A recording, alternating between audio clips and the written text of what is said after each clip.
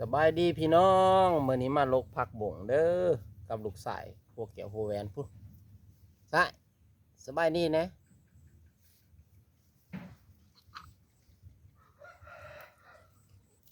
ลกผักบ่งไปขายไก่สวยปีใหม่ลาวแล้วเด้พี่น้องเอ้ยผักบ่งก็เริ่มแก่ละกินบ่ทนซ้ำ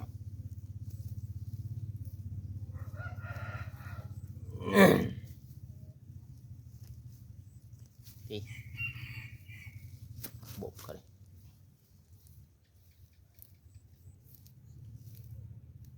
ลูกสายก็ดุขนาดได้เท่านี้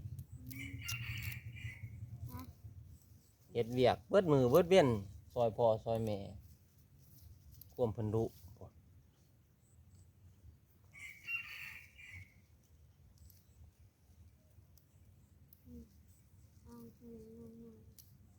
ข้าเจ้าสั่งผักบ่งก็เลยลกให้เขา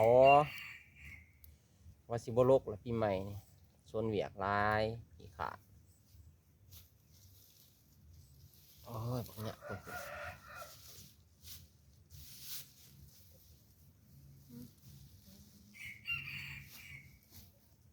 ลูกชายนี่เฮ็ดเวียกเก่งได้เท่าอันซื้อเพิ่นซื้อทูบซื้อลินซื้อซื้อลินซื้อทูบเนาะซื้อแถ่เพิ่นซื้อยังซื้อแถ่ฮะทฤษฎีอาจารย์ทฤษฎีเขียนก็เก่งได้เพิ่นไปเขียนในบทเรียนเพิ่นบ่เขียนดอกบ่มีประตูปึ่มเพิ่นเฮ็ดวาวเบิดหากเพิ่นเขียนได้อ่านได้เขียนได้รายเลขเนี่ยโอ้แก่เลขให้เอื้อยเพิ่นแก่เลขม.2เซ้ยเพิ่นเขียนป.4แก่เลขม.2ความเก่งของเพิ่นวาวนี่เป็นเบิดวาวประเทศใดก็เป็นเฮ็ดก็ไผเบิด2เกาะเป็นเฮ็ดวาวขายเกาะ3เกาะ9หาปองเบิดแต่ว่าบ่ทันมีพออันอยู่เหือนเฮ็ดแล้วก็ทำลายทีมเพิ่นเฮ็ดใหม่เพิ่นเฮ็ดเก่งเด้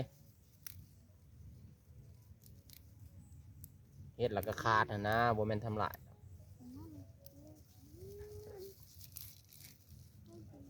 ไปบ้านละยาวก็เฮ็ดขายอยู่บ้านละยาวได้เงิน20,000เฮ็ดวาวได้สร้างวาวได้วาวอีกแล้วก็เฮ็ดธนูวาวนำอีก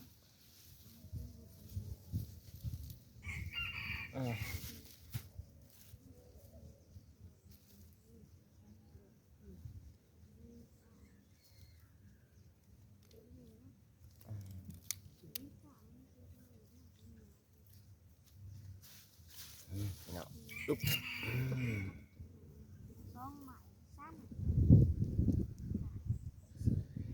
โอ้ย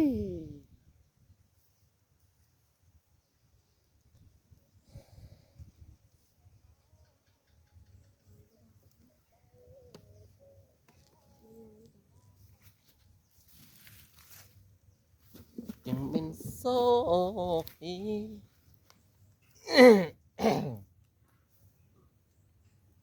เอกลักษณ์มีแต่ไอ้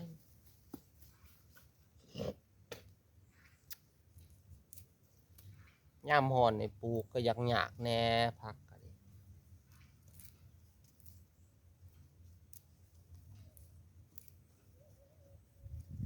คันบ่เสียวซ่านแน่นี่พักเหี่ยวเบิดพี่น้องเอ้ย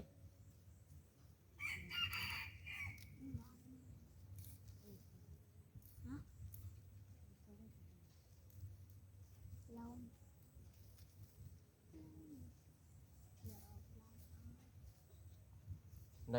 ด้ค่าจ้างเท่าไรลูกพักแม่จ่ายเท่าไรฮะ20,000มีมีค่าจ้างให้ได้พี่น้อง20,000ได้จังโลกคันสันเพิ่นบ่โลกบ่แม่นว่าจ้างเพิ่นดอกอะ เนี่ยเพิ่นเฮ็ดซอยพ่อแม่ก็แบ่งให้รายได้เนาะมันให้เฮ็ดซื่อๆได้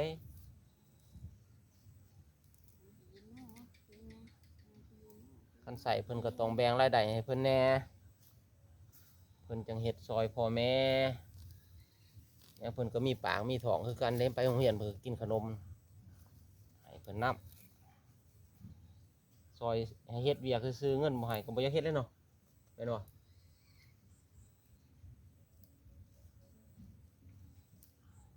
เห็นนำคนอื่นเขาก็ยังจ้างนำพ่อแม่ก็จ้างคือกันเนาะเอาเงินไปสิเก่า เงินไปซื้อก้าวเฮ็ดวาว เออ ปัดโท